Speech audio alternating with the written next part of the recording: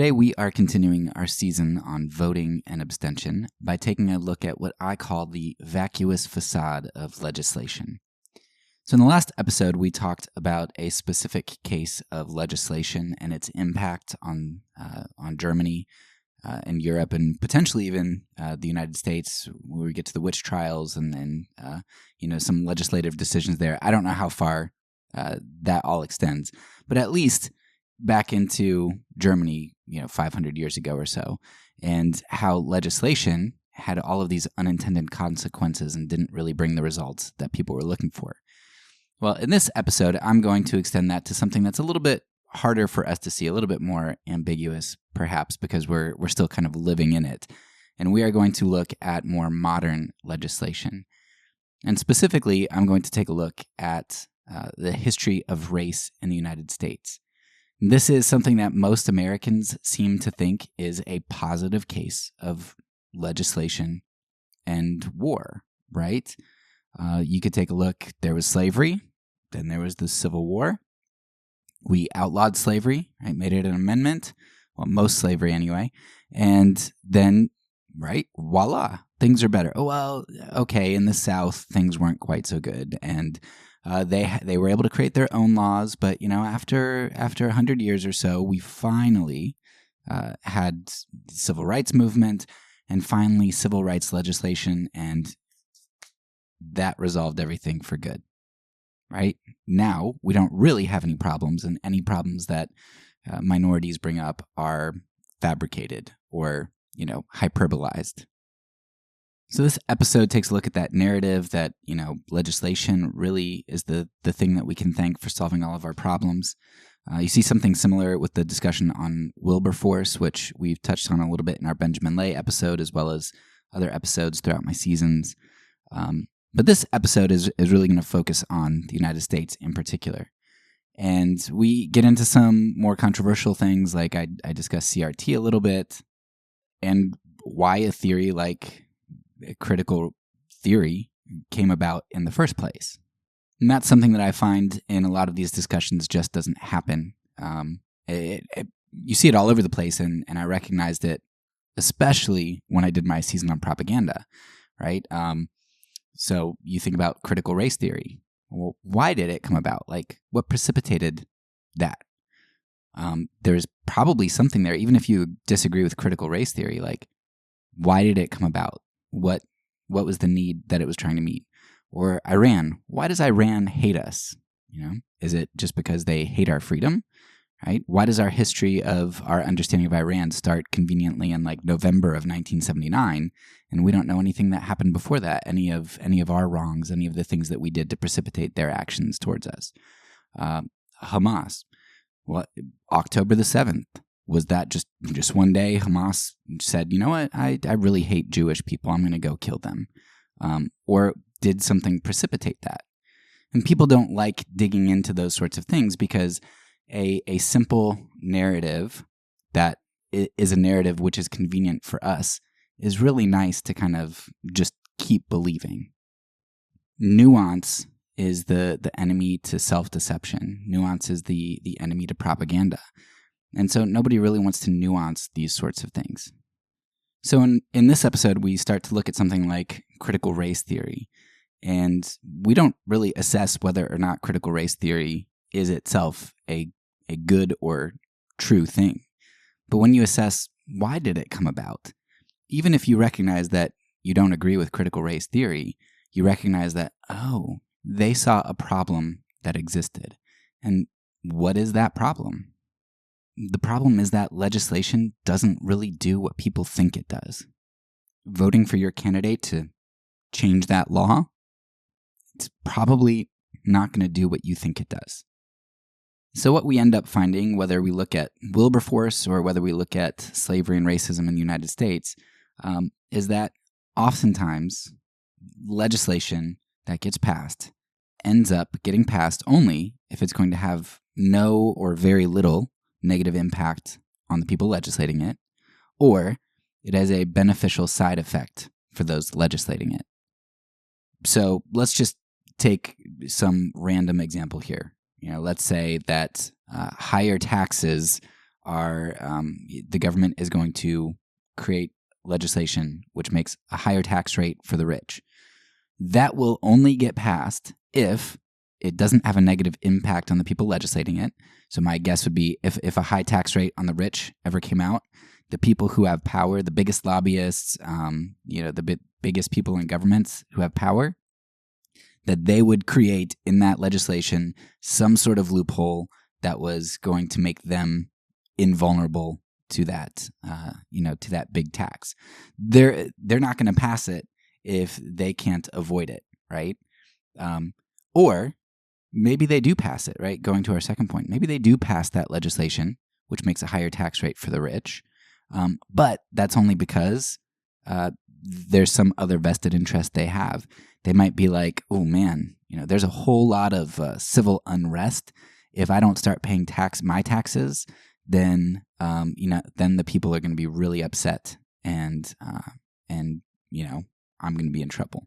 They're going to come get me, and so then they might end up legislating it if the masses already kind of agree with that. But the point is that before any legislation or most legislation is ever enacted, the people in power are going to make sure that they are, they have their interests covered in some way or another. So we're going to talk about how, slavery ended, but sharecropping began, right? And then you get Jim Crow and all sorts of other things. It's like the can of racism just kept getting kicked down the road, and there were new ways to enslave people and new ways to oppress, and new things just kept on popping up. It's not like slavery just disappeared in 1865 through legislation, because there were backup plans by those in power. And again, going back to the Wilberforce example from Benjamin Lay, we explored a little bit that when we were talking about that abolition for the British really it coincided with them losing their colonies, the American colonies for sure, and they still had quite a lot of other colonies for a while, but where slavery was huge in the States and in the islands, right? They were losing some of those islands. They had lost some to, I believe, France or Spain. They had lost the American colonies, and it's kind of like, what's it really going to cost them if they abolish slavery? And in fact, if they abolish slavery and have this moral high ground to then go and criticize other countries like France and the United States, who are competitors, and they're the ones now using slaves, it's in Britain's self-interest to end up kind of getting on board with abolition. So with their reduced need for the enslaved and their opportunity to curtail the economic benefit of others who are using the enslaved, did it really cost Britain all that much to end up abolishing slavery? No. Now, great for William Wilberforce, who was arguing for slavery for decades. Great. I mean, that's great. Good moral position to have. But when you see when and why things finally get enacted, you're kind of like, oh, well, it's not really legislation that did the thing. This isn't at all to discredit people like Wilberforce or Lay, who are abolitionists, Aden Balu, who's an abolitionist, like all these people who I really respect and look up to. But Lay and Balu took a different course than Wilberforce did. Like, they lived lives of example and refused to engage the governments who were enacting these sorts of things, whereas Wilberforce petitioned them. But you don't remember Balu and Lay and other Quaker pacifists, abolitionists, and all those sorts of things, because Wilberforce is viewed as the one who actually did something. Wilberforce through legislation, Lincoln through war. You don't view the other people who paved the way for those sorts of things, for the moral position of abolition, not the one just advocating to the powers, but the one who were living lives that exemplified that ethic. So that means that the end of slavery for Great Britain, for the United States, was really the end of slavery de jure, but it wasn't the end of slavery de facto.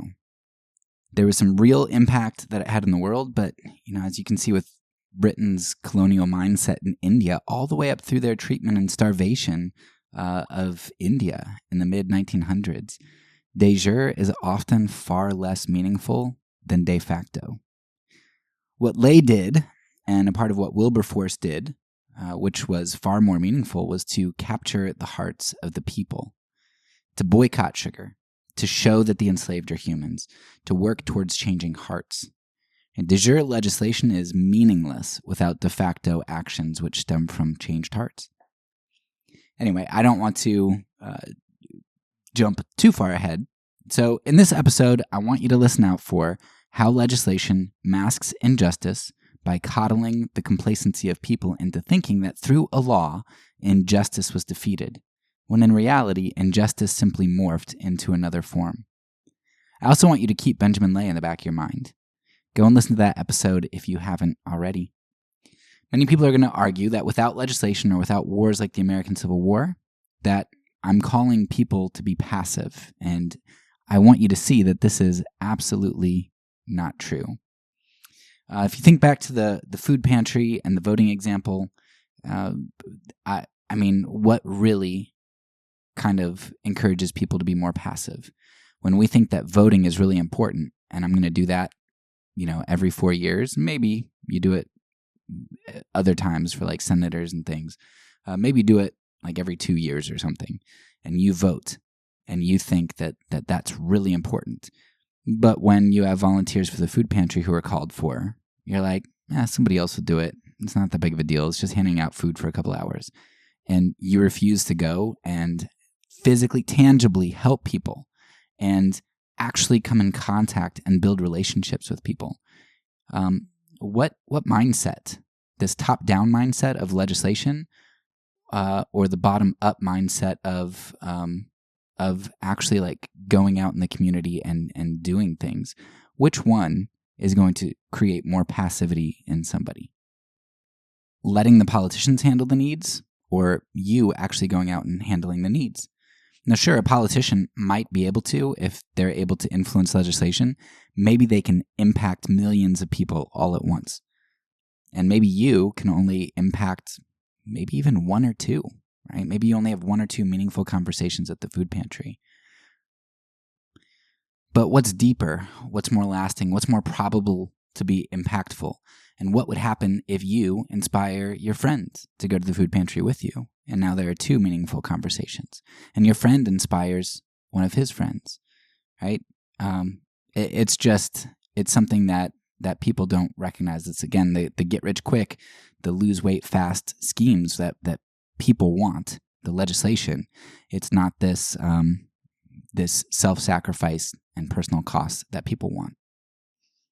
And ultimately, at the heart of this is the question, what are the true means of power? Is it sword or is it cross?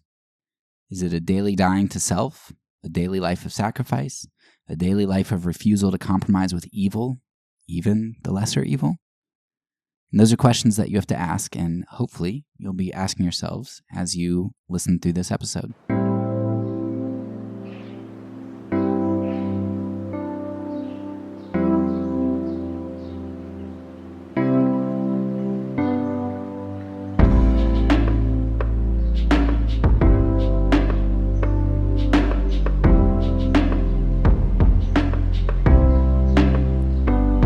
Welcome back to the Fourth Way Podcast.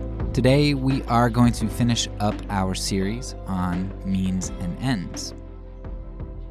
Throughout this series, we have explored how means and ends are concomitant. They are of a similar nature. One of the sayings that I've used over and over is that the means are the ends in the process of becoming. The means are just the seeds for the ends. You don't get different ends than the means that you plant. We discussed this philosophically, theologically, and we took a look at some specific examples. Violence begets violence, like begets like. It's interesting that conservative Christians in particular like to scoff at how stupid evolution is, or the Big Bang. And they say that, well, you can't get an explosion, you can't get order from an explosion. And so then the question I would ask those conservative Christians is, then how do you get peace out of violence? The means are the ends in the process of becoming. In this final episode, I want to explore the means of politics and legislation. If you've been around this podcast a while, you will know that this issue has been one of the most difficult for me to wrestle through, the issue of politics and what our role as Christians is in politics. On the one hand, my culture has taught me to value voting and political participation as this sacred ideal. But on the other hand, participating, particularly in higher level government, or voting for those who I know are the commander-in-chief or will make war and bear the sword, that seems antithetical to the kingdom teaching of Christ. If you want to, you can recap some of those arguments against politics. I'll try to link some of the episodes which touched on those below. But I also am, not this next season, but the season after, maybe, I am thinking about doing one on politics where I compile some of the old episodes, but I also am planning on maybe doing a new season and adding some new content as well. But in some of the other episodes so far, I talk about the lesser of two evils ideology, voting and abstention, Romans 13 and the state. So a variety of things that you can already get. But today, I want to take a more philosophical look at politics and explore a case study which I feel is representative of the futility of political action. So we're actually going to take a look at and see, is politics, the way that we do politics today at least, is the political sphere the type of means that gets us the ends we're trying to get from it? To explore this question, I am going to reference a great series of articles on critical race theory put out by Bradley Mason. From my understanding, he hasn't gone through the whole series yet, but from my understanding, Mason finds some big pitfalls with critical race theory. He's not all for it, but he's also not a conservative who's just reacting against it. So just to kind of tip my hand here, I have a real big problem with conservative Christians who berate critical race theory, not because they're wrong about critical race theory. I mean, it's messed up. Like the conclusions that it draws, it's undermining of truth, it's undermining of dialogue and discourse and objective knowledge. Like that's a big problem. Like it's a huge problem, and they overemphasize things and take things to extremes. I get that. But what I find from my conservative community is that we use what we correctly identify as problems with the methodology of critical race theory. We use that to discount some of the observations critical race theorists actually accurately make. So critical race theory identifies legitimate problems that the church has been largely blind to. I mean, conservative Christianity has a terrible track record with seeing racial issues, whether that's slavery, whether that's the civil rights movement. I mean, you name it. When it comes to race, we've been messed up. My church, the Presbyterian Church in America, has, as late as the mid-'80s, barred black people in some locations from entering the church. The mid-'80s, that's a huge problem. And not to mention that conservative Christians are on the largely known, the white conservative Christians are known to vote for the party that is huge into dog whistle politics and racial signaling with their policies, and it's just a big problem. But what we do is we say, oh, critical race theory is bad, which I think ultimately it is. I think it's very problematic. But then we dismiss the racial problems that they're trying to point out to us. And that's a problem. Like, we should dismiss their methodology, but recognize their claims as to some of our problems as being accurate. So I like Mason's series because what he does, even though I'm pretty sure he's against it, is he gives a history of why critical race theory. Because it doesn't come out of a vacuum. It comes out of an observation that, hey, wait, we've changed some things, but there's still big problems. Like, why are there problems? Why is this persisting? And critical race theory is an attempt to answer these nagging, persistent racial problems that we have, because they're recognizing there's a problem there. Whereas white conservative evangelicals don't recognize the problem because we don't experience a problem. And when we dismiss the problems that other people identify, that makes an even bigger problem. So Mason is going to argue that after the civil rights movement, there was significant backlash and regression in terms of rights or treatment. He argues that schools actually have become more segregated, more blacks have been imprisoned, laws targeting minorities increased, and the list goes on. And you can see his article. It's extremely lengthy, but you can take a look. I'll put it in the show notes, and he gives specific examples. We see a similar thing after the seeming advancement against race in our culture as we elected someone like President Trump right after having our first black president. Is it a coincidence that after having the first black president, you get somebody who has difficulty denouncing white nationalists and who has such a huge white nationalist following?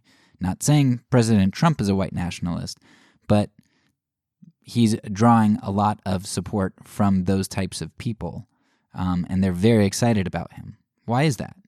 Are they so vocal and open because this is kind of backlash for something that happened? I don't know, maybe. Historically, though, it makes sense because we see this happen, whether it's after Reconstruction and you see the KKK and the lynchings come out, whether it's after civil rights and you see different backlashes in the judicial system. Like, we see this happen frequently when there's racial progress. We see regression in some ways. So particularly after the civil rights movement and the regression to racism which followed that as a backlash, scholars were trying to figure out what went wrong.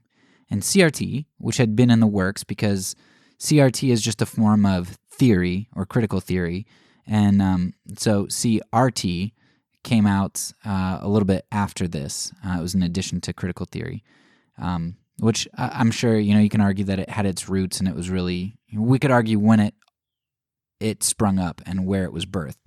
But we start to see it right after the civil rights movement become very prominent and something that people start to really, really dig into.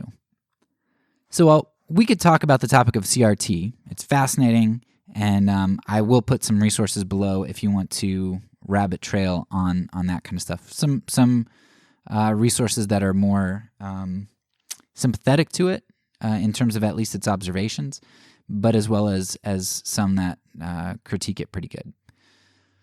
But while that's fascinating, that's not really what I have in view for this episode. Instead, I want to look specifically at Mason's third article in his series. And in this article, Mason is arguing, or at least shows how others argue, that advancement in race laws, particularly after the civil rights movement, but always, that race laws have been have fulfilled two basic, not requirements, but two basic aspects here to race laws. First, they have always been passed, or almost always been passed, in accord with the self-interest of the majority. And secondly, there is a failure at changing the underlying heart issue of the nation following legislation. So these are going to be important because if we're talking about means and ends, understanding why and how laws change and what and who they change are going to be important for us, because we can talk about means leading to ends, but we can also take a look at ends and backtrack, dissect, or reconstruct what caused those. So first, Mason argues that critical theorists argue that laws regarding race were almost always in line with the self-interest of the majority. Now, such a concept shouldn't really be surprising to us. It would be crazy to think that in a democracy, most people vote apart from their self-interest. That just doesn't happen. I mean, who votes for the rights and the benefits of others if it causes the voter significant sacrifice either financially, socially, or politically? Like, you just don't do that. Bill Clinton famously said, it's the economy, stupid. Why are people voting for him? Because the economy's good, their pockets are filled with cash. Why wouldn't they vote for him? If things are going well for you with a particular person, if they have a lot to offer you, then that's great.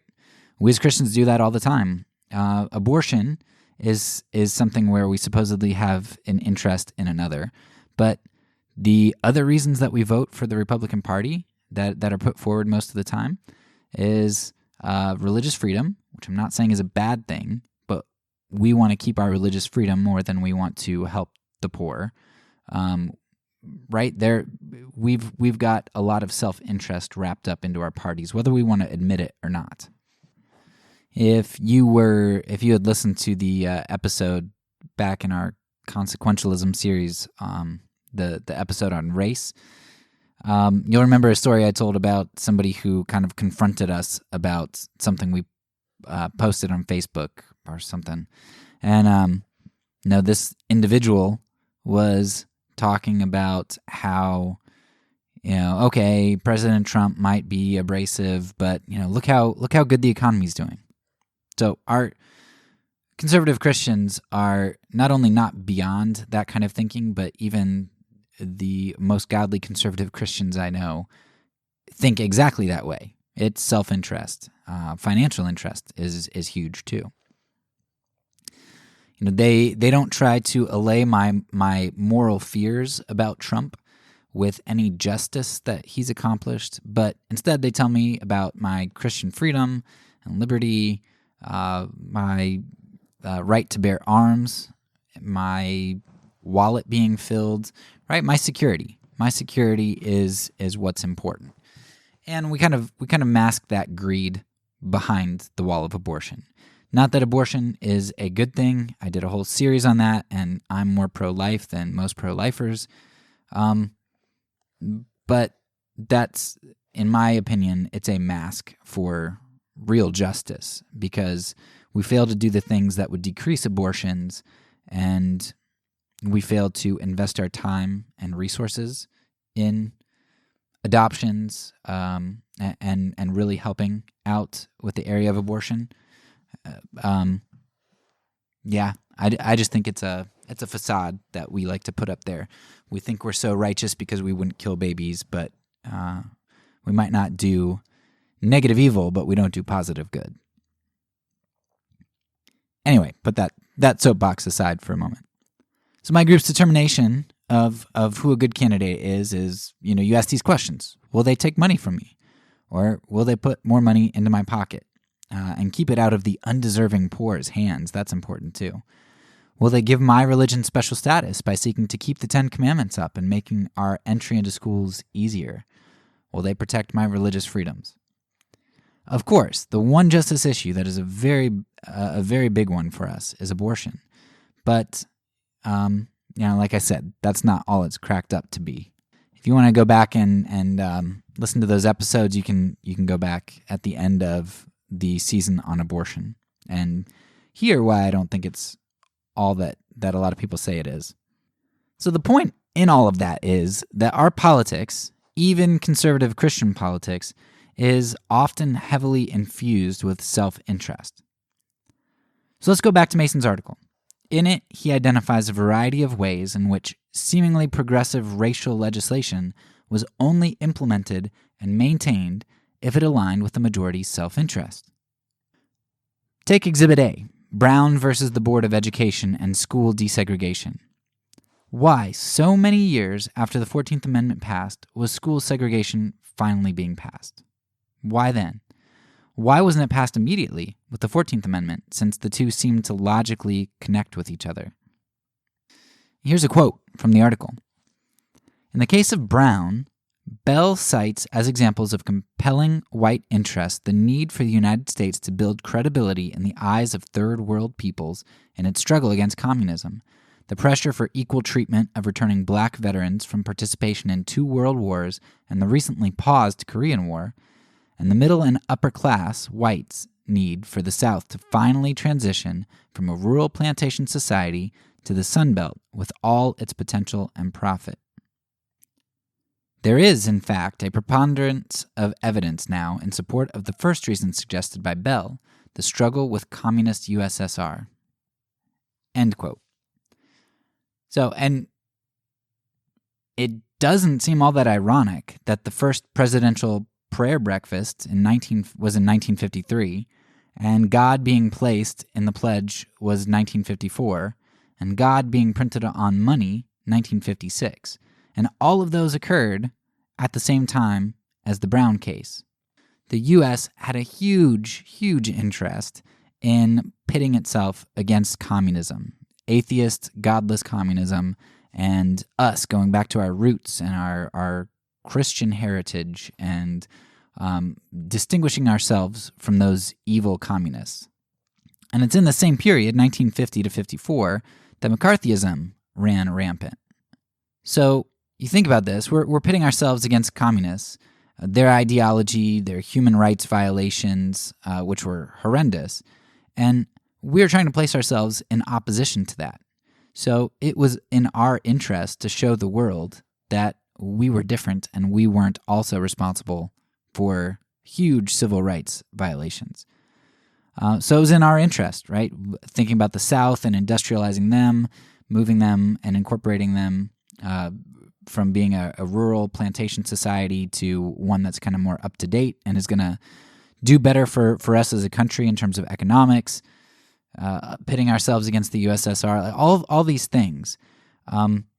We weren't just all of a sudden morally interested in the black community, but as a nation, it was in our self-interest that we kind of fixed this blight on our society, this blight to the rest of the world. And on kind of a side note, I forget the author right now, but there's a book called Negroes with Guns, and it's definitely not a pacifist book because he talks about how guns kind of saved him and his community. But it was interesting that when he had to flee from the FBI, trumping up all this evidence against him, he went to Canada, but he also went to Cuba, and he talked very glowingly about Castro and communist Cuba. And so it's just interesting. First of all, it's interesting to me as a citizen who's a conservative Christian who's always heard so much terrible about communism, and objectively, they've done horrendous things. But to have this black guy living in the United States who's saying, hey, the only place that I found acceptance and more freedom was in communist Cuba, that's interesting.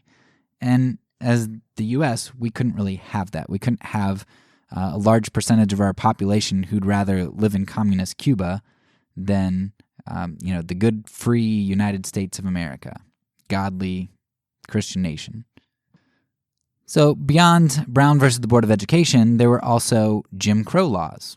Here's a quote from Mason's article. Quote, Dr. Bell argues that Jim Crow laws were first created by elite whites to appease poor whites with higher relative social status to blacks, without thereby having to share power and wealth with their poor white laborers. But when the interests of elites had shifted due to the international stage and national economic exigencies, those with power moved toward slackening Jim Crow segregation. When Brown then signaled the removal of the distinct social status enjoyed by whites, they responded with outrage, fearing loss of control over their public schools and other facilities. Now that's fascinating, right? So think about what Bell is arguing here. Whether he's right or wrong, this is just kind of the perception of critical theory here. But I think it makes a lot of sense. Bell is saying that, you have slavery. Who owns slaves? Mostly rich plantation owners.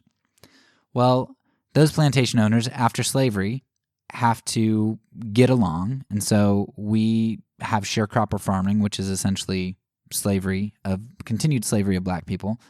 It was horrendous, maybe even worse in some ways, because there's not a vested interest in the well-being of the workers. But then you also have poor white farmers who are hired out. Now, if you went from a society where black people were subhuman, and you're a poor white guy, even though you're not technically a slave, even though you might be a wage slave, like you might be functionally a slave, in the way that you're tied to the aristocracy or the wealthy, there's somebody who's below you, and that feels good. You want the black people to be below you. Well, now all of a sudden, if they're free, that's no good for you as a poor white, because now you are basically equal with blacks. And in fact, blacks have, now that they have more freedom to kind of be able to make money and save it up and be their own people, they might become better than you. And so Jim Crow laws were actually a way, if you look at the Jim Crow laws, they're largely social. They're not economic per se. And so a lot of the Jim Crow laws are about status. Well, the aristocracy was well above black people and poor whites. They didn't, what do they really care? But the poor whites really cared. They didn't want to lose status. And so Jim Crow laws, Bell argues, were ways that the whites were able to, the rich whites were able to keep the poor whites happy. The enemy of my enemy is my friend type of thing. So if really, for the poor blacks and poor whites, the rich landowners who aren't paying decent wages or whatever else, if they're really the enemy, if the rich white people can make the poor whites dislike the blacks, they'll be focused on that. They'll be focused on their position with black people as opposed to their position as wage slaves. I think that makes a lot of sense. And Bell argues that, look, when our economy started to shift globally, especially after World War II, it explodes. We have all of this trade and we have international interests, and our economy shifts.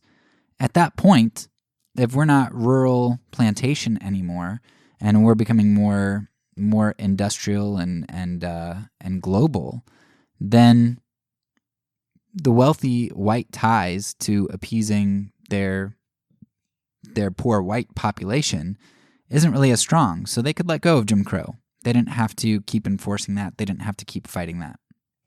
And that's, of course, not saying that no wealthy white people cared about the status of black people and that no wealthy white people fought Jim Crow, or at least put on a front. But just saying, look, had this been 50 years before, you would have fought a civil war over this, because it was a plantation economy and they needed the poor whites in their society. But at this point, it just didn't matter. It was in their self-interest to actually advance in the world's eyes economically. Okay, so let's move past Jim Crow and take a look at abolition. Here's a quote from Mason's article. Quote, "He first considers abolition in the North following the Revolutionary War.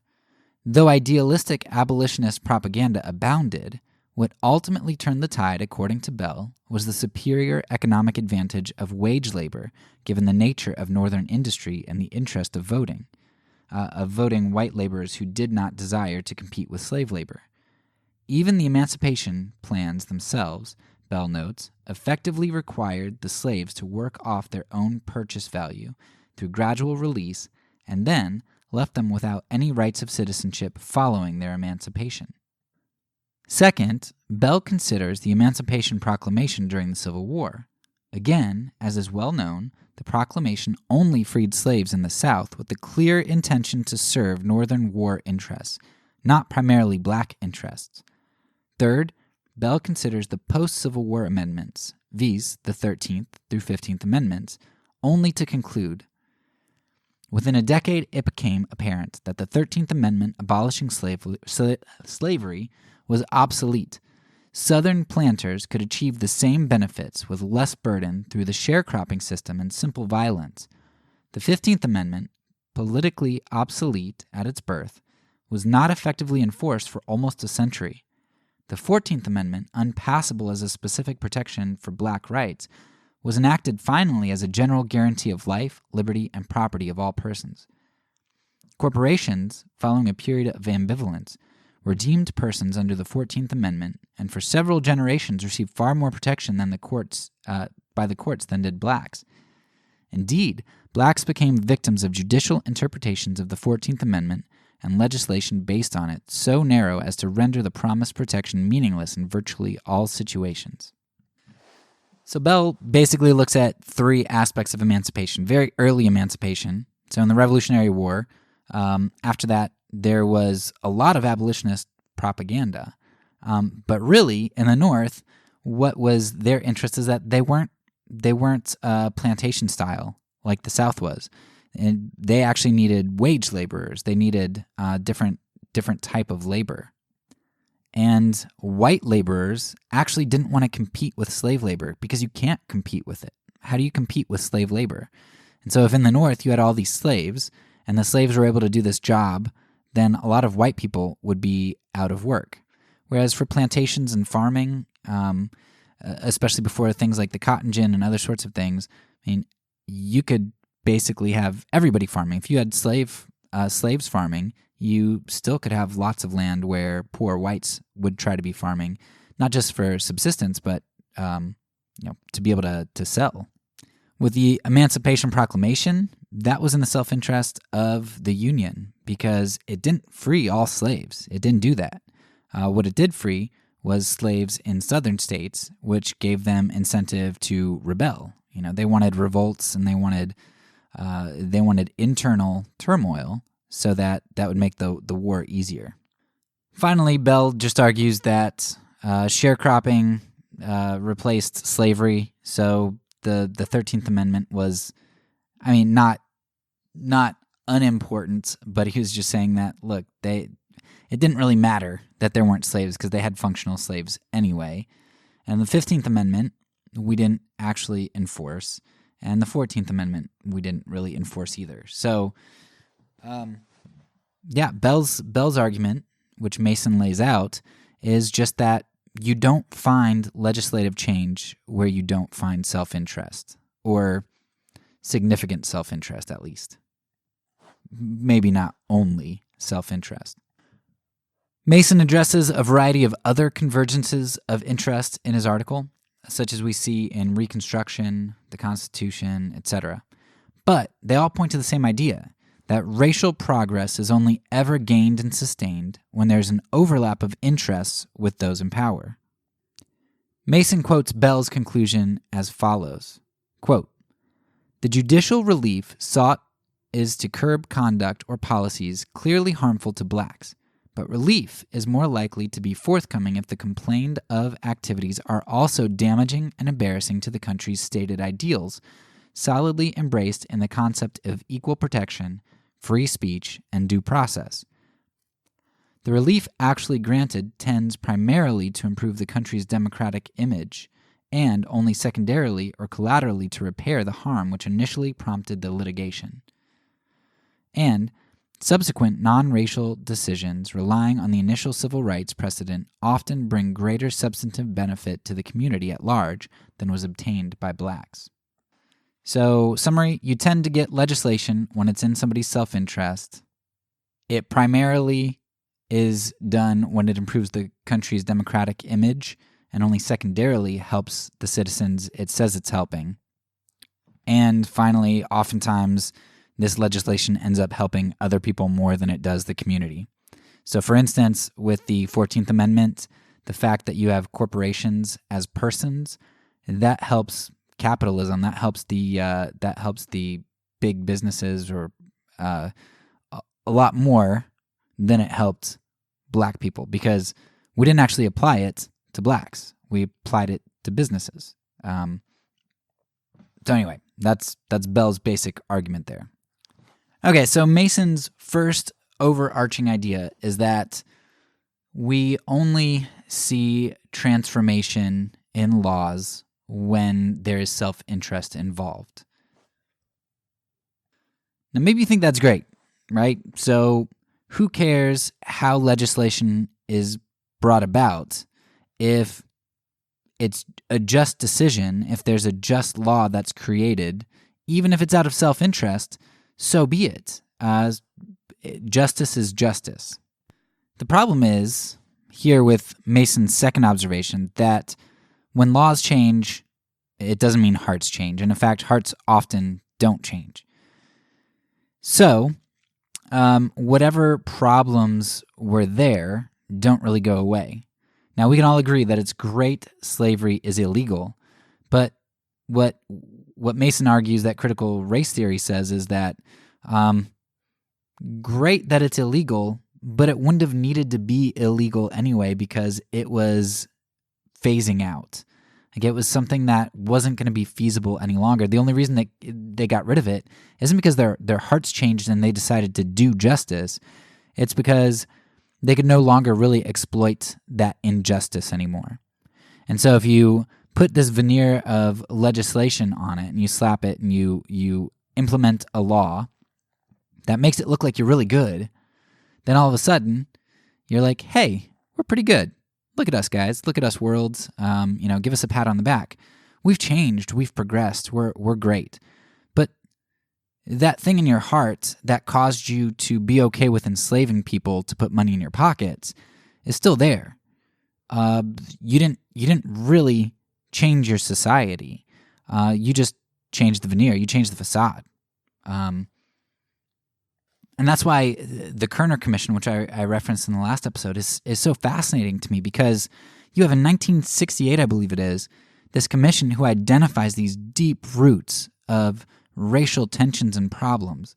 But my community, conservative Christianity, we think, oh, well, perfect. We passed some civil rights legislation around that time, and voila, we are a racially just society. I don't know what everybody's complaining about. What's the issue?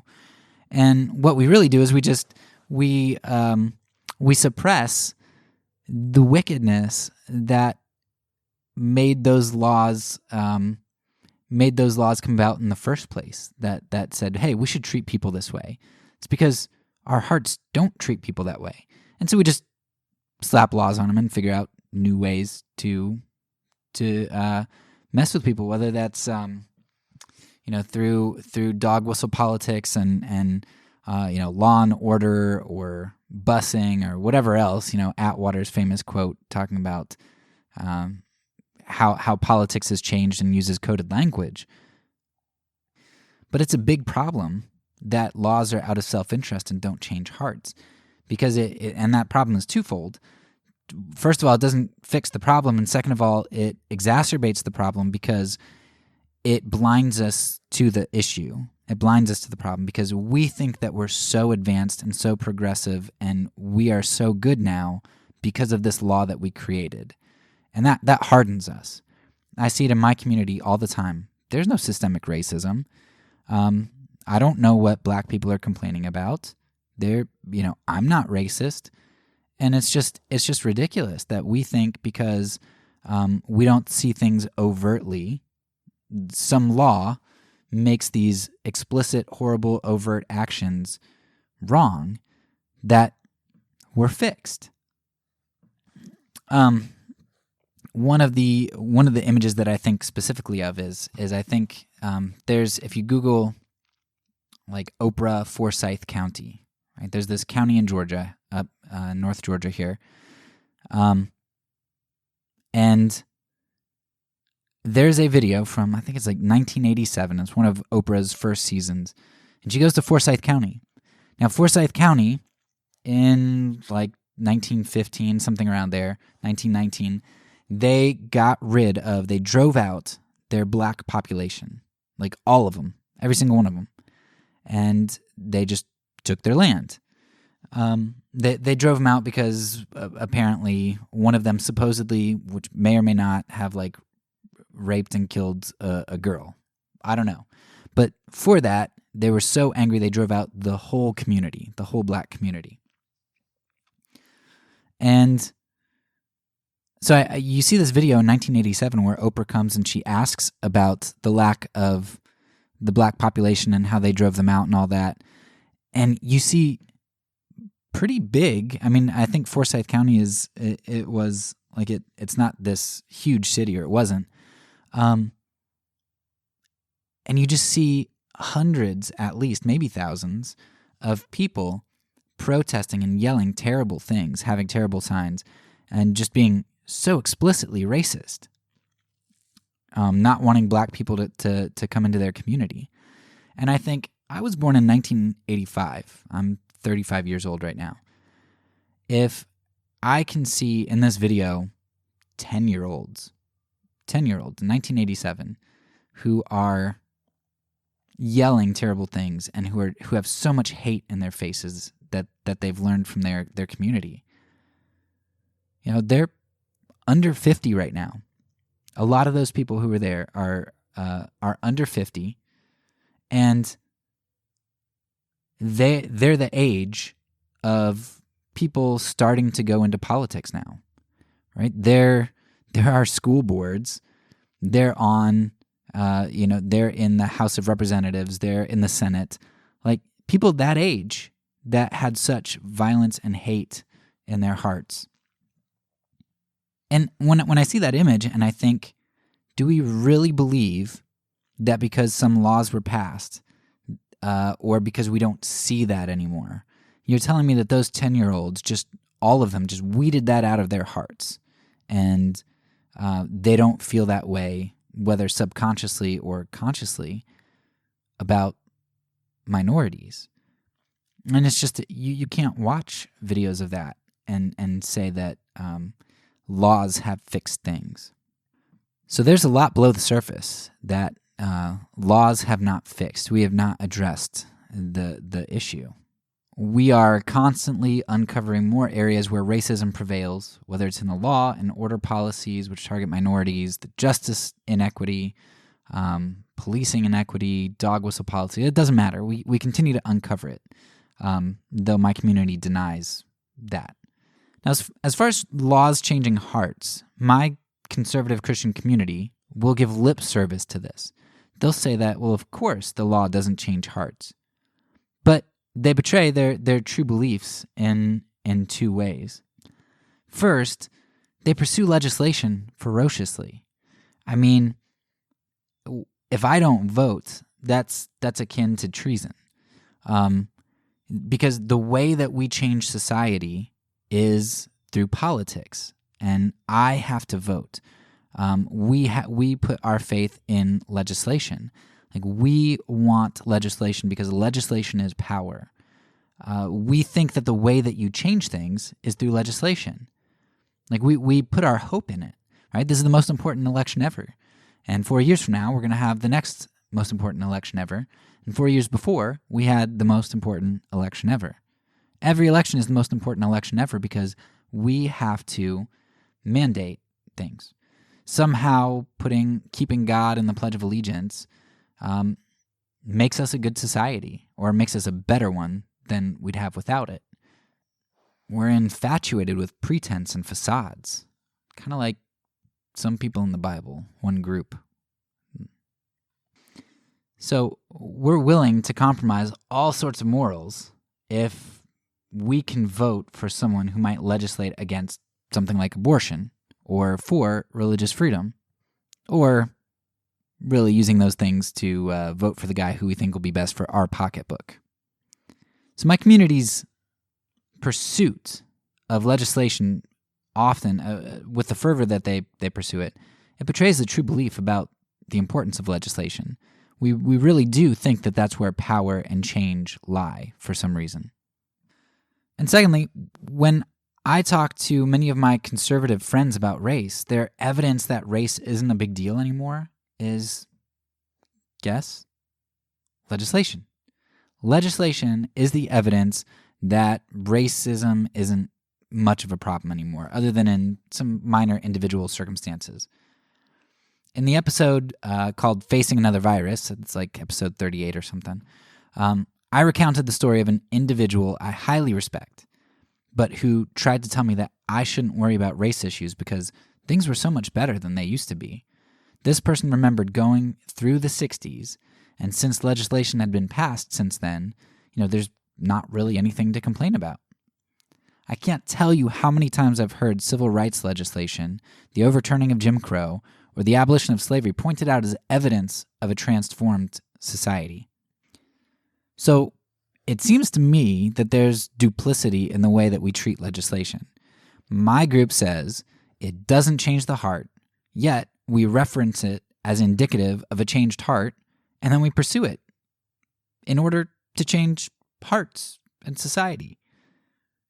It doesn't make sense. And in Mason's article, he argues kind of the same thing. He says that legislation is often not indicative of a changed heart, and it's not a changing agent either, at least in regard to the issue of race in the United States. Okay, so we're 40 minutes in so far, and that was a summary of Mason's discussion here on legislation and politics in regard to race. But what does that have to do with our season here on means and ends?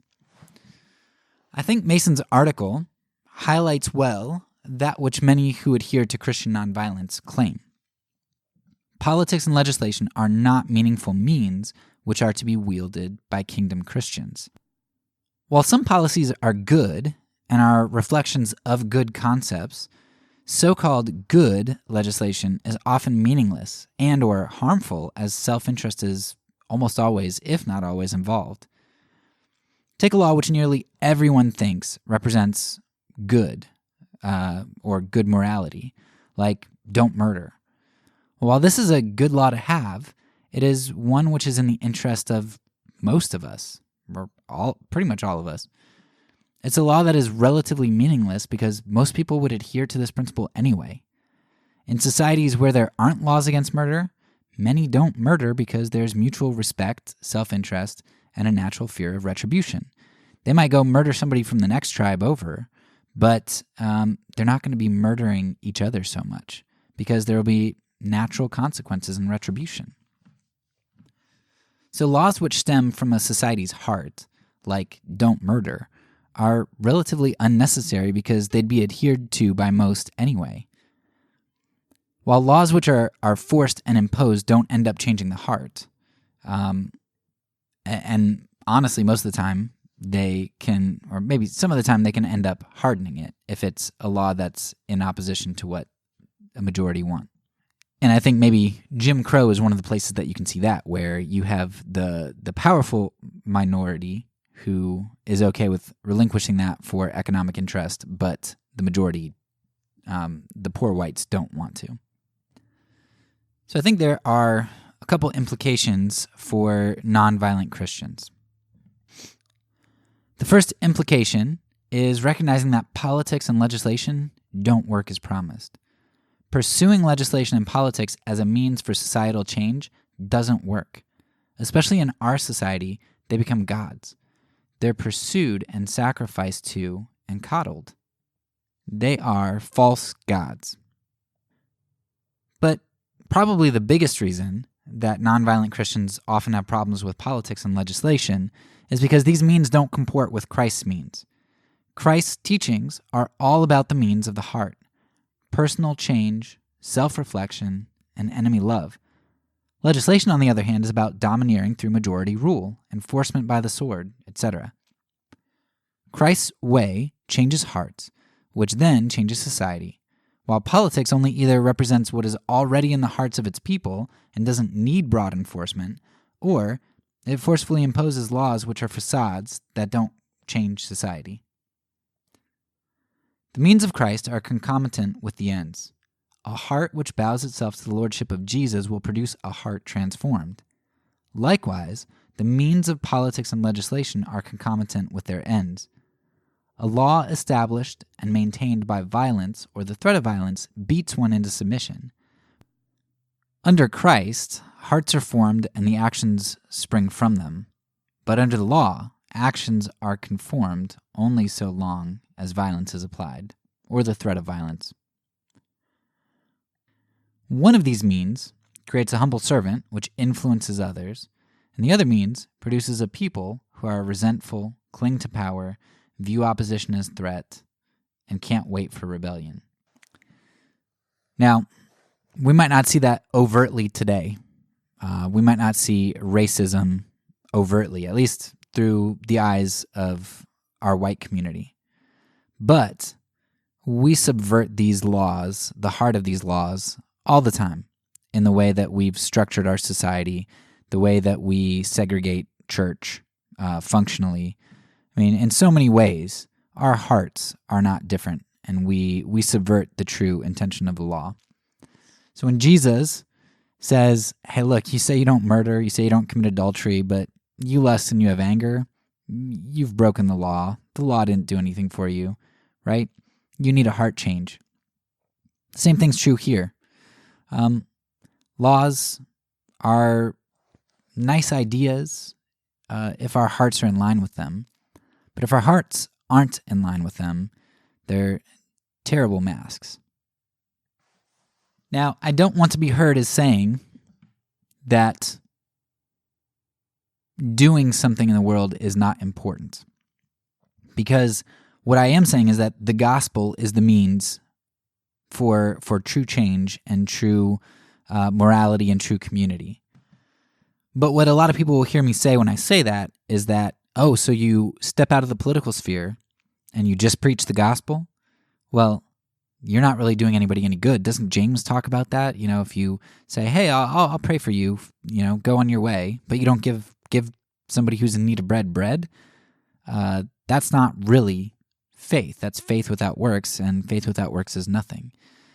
And that's not at all what I mean here. Unfortunately, what we've done is we have confessional lordship and practical idolatry. What we do is we say, if we confess with our mouth that Jesus is Lord, we're saved, and then we turn to Caesar for repentance, for a change in society. And that's not how it works. Stanley Hauerwas says, the church is the Christian politic. And so what that means is, I don't only advocate preaching Christ with our mouths and confessing him with our mouths, but we also need to turn to him and the community with our feet. We are the body of Christ in the world, and we are his hands and feet in the world. And so what that means for us who are the church is that our politic, the way that we change the world, is to not be under these laws that really are no laws at all anyway, that we'd either all adhere to, for the most part anyway. They're in our self-interest for the most part. We don't need those things. Forget those things. What we do is we live lives that go to the heart of the law, that in our churches we demonstrate diversity and unity in diversity, that we value the poor and the oppressed, the people who are powerless. And by living that way, not only are our hearts changed by the gospel and therefore our actions, but as others see those actions and that new politic, which doesn't vie for power, but which humbly submits in service and love, that's heart-changing. And when hearts are changed, society changes. And when society changes because of changed hearts, laws become obsolete. And in fact, they're relatively obsolete anyway, as Mason argues here from Bell. So the means of the gospel will produce the ends of the gospel. This is obviously a short thinking through the means and ends in relation to politics. As we've seen in the series, the ends are difficult to separate from their means, and that's no different when using the means of politics and legislation than it is when using other means. It's a worthwhile endeavor to explore legislation, societal shifts, and heart changes, and all that accompany these things through time. We should evaluate our worship of politics and figure out if it's a promising means or one which compromises our kingdom allegiance. I definitely still struggle with this, knowing where to land, and how to avoid escapism while also maintaining moral integrity. But, while it's easy for my Christian community to critique me and say, look at all the good legislation has done, they're often very forgetful about our past with government and politics. I look at the early church quotes and I see their aversion to politics. I look at the Christian witness and what happened to it when it started to compromise with taking state power. I look at my own denominations. We adhere to the Westminster Confession. And what's really interesting is it's almost treated like the Bible in a lot of ways. Like, it's really highly revered. And great. I mean, we can revere the work of godly men, but what I find fascinating is that there's a revision in the American Westminster Confession of Faith, 1788. And, coincidentally, right after the Revolution, in the same year that you have the Constitution created, you have Article 23 and 31 of the Westminster Confession changed in only the American Westminster Confession. And those just happen to deal with magistrates and how the church is supposed to be purified and protected with the sword from heretics by leaders, by the civil leaders. That's really weird. And that's if I would argue that the president should do that today, that heretics should, they can call councils and mess with heretics and stuff, that would be seen as heretical. But man, that's what it was for 200 years, 100 years in the Westminster Confession. And then we change it when it's self-serving. When our form of government changes, we're like, yeah, we better take that out, right? So can also look at the Crusades, can look at Christians, and especially conservative Christians, being the advocates of slavery and segregation. I don't look at politics and see it as a good thing for the church. I don't see it as a good thing for our hearts, because that's not what forms our hearts. It's the other way around. Our hearts form our legislation. I wonder how the world might change if Christians began to consider the means more than the ends, and especially considering that the two so often end up being of the same nature and character. The means are the ends in the process of becoming. Well, that's all for now. So peace, and because I'm a pacifist, when I say it, I mean it.